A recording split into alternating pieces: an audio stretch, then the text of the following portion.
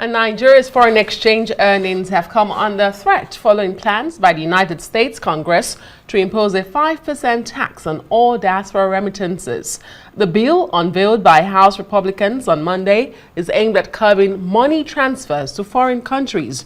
Well, the tax will be paid by the sender and collected quarterly by the U.S. Treasury Department. A full House vote is expected before May 26.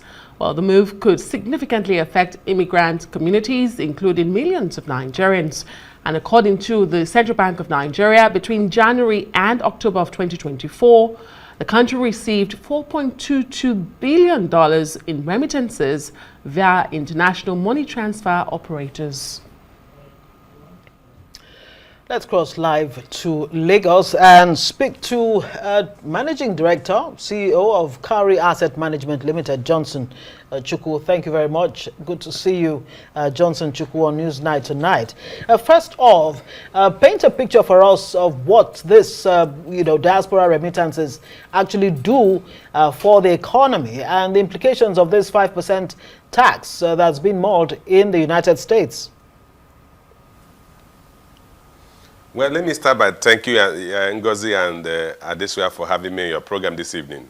If you look at Nigeria's foreign capital flow and foreign currency flow, you realize that the inflows from domestic remittances actually account for much higher than what we get from any other export earnings, from our export earnings, higher than what we get from our capital importation.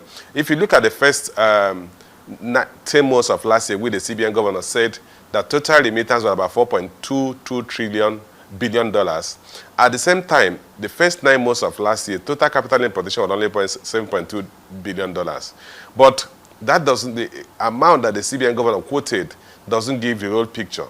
Because the World Bank actually said that last year, Nigeria received about $19.8 billion in home remittances. Of course, the CBN governor was only looking at the official channels. There are several unofficial channels that Nigerians in diaspora, Nigerians who are living in foreign countries, make remittances to their families. And this is a very significant portion of what we earn. It's part of what is helping to stabilize the exchange rate. But beyond that, it's also part of what we're using to sustain households in the country. So many families that have their, some members of their family in other parts of the world actually are the ones supporting their local relations in the local economy.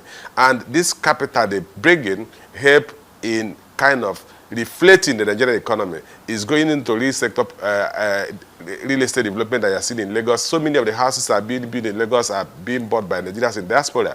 They are helping to sustain families. They are helping to pay school fees locally. But they are also helping us to sustain our foreign exchange flow and help us to stabilize the exchange rate.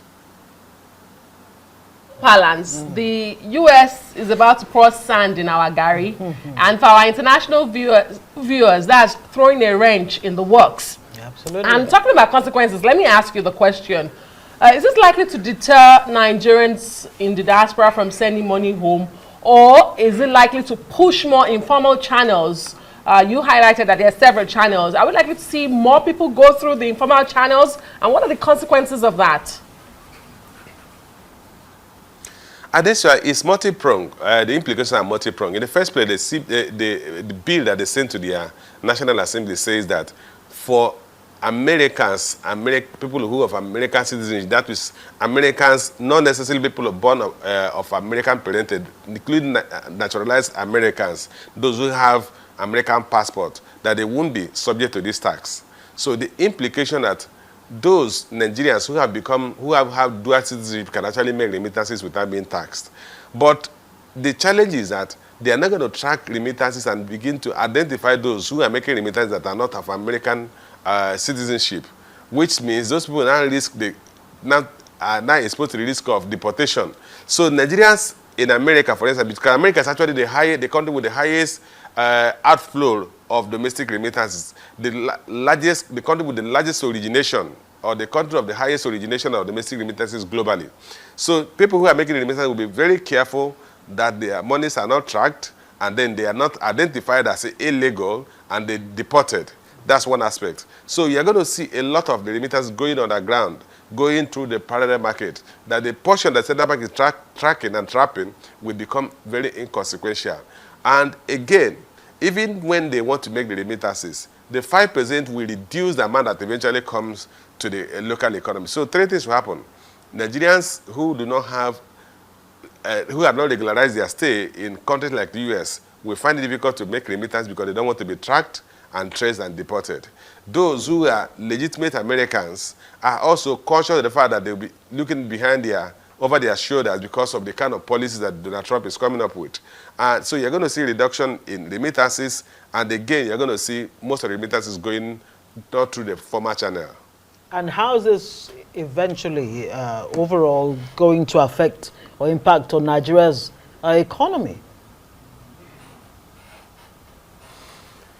Well, because it's going to be quite significant because, like I said, if you look at our capital importation, if you look at our foreign exchange earnings, and consider the fact total amount of capital came into this country in the first 9 months of last year was only $7.2 billion.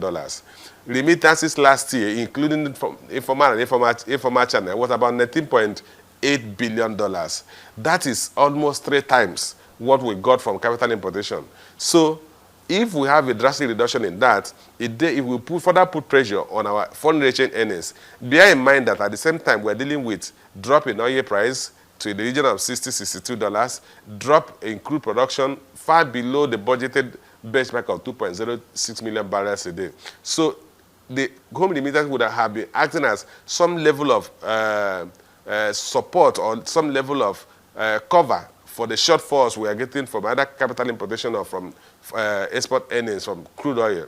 And if it's now come under attack, then it further exposes the Nigerian economy to the challenges of foreign exchange stability. And we know what happens when the exchange rate moves. It affects price levels, inflation goes up. And so this policy, not just because of the tax, the threat it imposes on those who are making remittances will have a very significant impact on Nigeria's external economic conditions.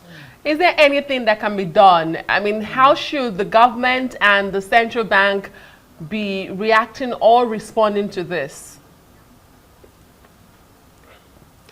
Well, this way is interesting because this is a tax imposed by a foreign country.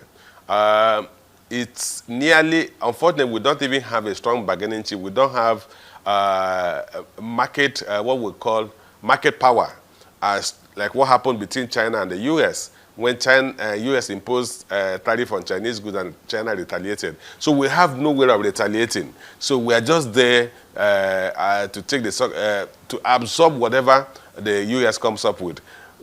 At best, and unfortunately for us, it's also not a bilateral issue. We are not going to engage Donald Trump and say, look, exclude Nigeria from this. In fact, if you look at globally, the economy that will suffer most is India. Last 2023, India received about $120 billion in home remittances, followed by Mexico, about $66 billion. So we are not even the ones who have the power to go and negotiate. So we just look at how do we manage our affairs.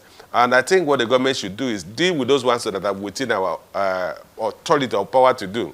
Focus on improving our export earnings. Focus on crude oil production. See how we can improve crude production above the 1.5 million barrels. If we grow crude production to about 2 million barrels, 2.5 million barrels, we'll just be fine. We will not have to bother so much about what happens with domestic remittance from the U.S.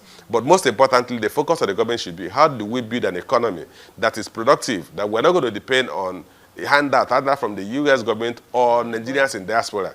We need to rebuild an economy that Nigerians within the local economy are producing enough and exporting enough that Nigeria as an economy will not materially depend on domestic remittances.